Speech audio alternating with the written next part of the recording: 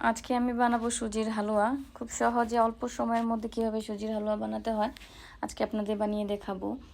আমার সাথে থাকবেন। প্রথমে আমি লাল করে কিশমিশ এবং বাদামগুলো একটু ঘি দিয়ে ভেজে নিচ্ছি। এগুলো ভাজা হয়ে গেলে এগুলো উঠিয়ে নেব।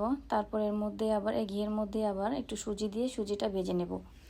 সকালবেলা নাস্তায় পরোটার সাথে বা রুটির সাথে এই হালুয়াটা খেতে খুব ভালো লাগে। নাস্তায় পরোটা দিয়েও খাওয়া যায়, আবার রুটি দিয়েও খাওয়া যায়, যে যেটা খেতে পছন্দ করে। তো আমাদের বাসায় ওরা পরোটা দিয়ে হালুয়াটা খেতে পছন্দ করে।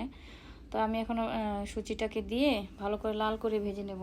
ওই যে ঘিটুকু অবশিষ্ট ছিল ওই ঘিটার মধ্যেই আমি সুজিগুলো দিয়েছি, ভেজে নিচ্ছি। এটাকে একটু লাল করে ভাজতে হবে। মাঝে মাঝে আমি বুটের হালুয়াও বানাই, আবার মাঝে মাঝে সুজির হালুয়াটা বানাই। সুজির হালুয়াটা অবশ্য স্বল্প সময়ে বানানো যায়, বুটের হালুয়াটার আবার একটু সময় লাগে বেশি, এজন্য